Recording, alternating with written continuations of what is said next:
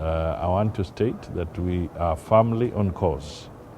The deadline for handing in papers was on the 6th of August for the candidates, and we successfully handed in the papers and credentials for the Honorable Raila Amolo Odinga, who is the official designated candidate on behalf of Kenya for that position. Once the official launch is done, it's all systems go, because now we cannot afford to lose time.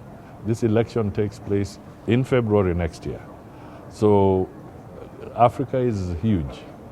The president has been leading a lot of campaigns. He has been to approach many of his colleagues in the continent.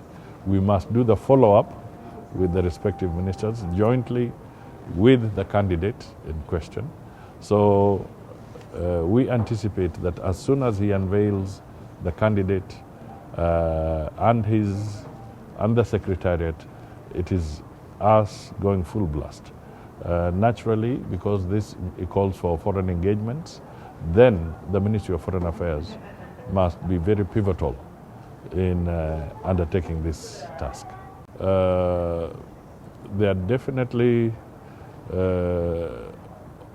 over 25 ministers representing their countries in Africa in this conference.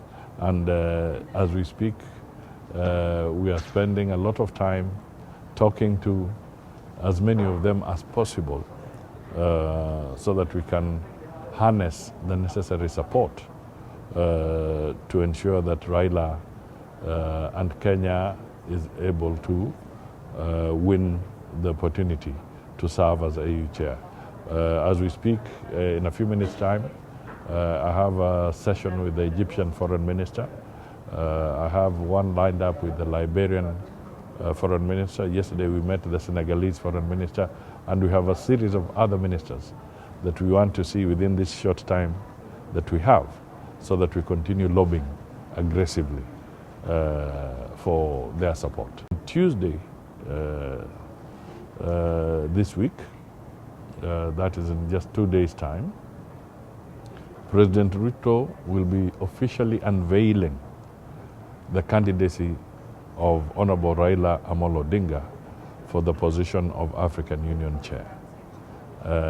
That is very significant because he'll be announcing not just to the Kenyan people, but to the continent and to the international community at large, that Kenya has officially endorsed the candidature of Raila Amolo Odinga.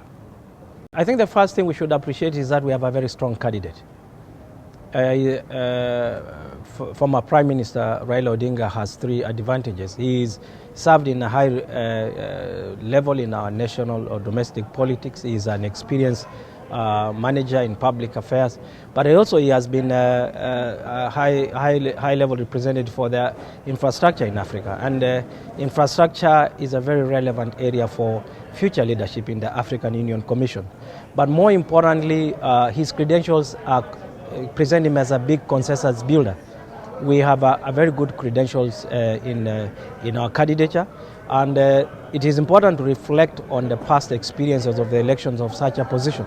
So I think Kenyans, we should have confidence that we have a very good candidate, and the process for the full campaign is coming in the post-Tuesday unveiling by His Excellency the President, where I believe that the entire African Union member states will be able to rally a good support for the Honorable Raila Odinga.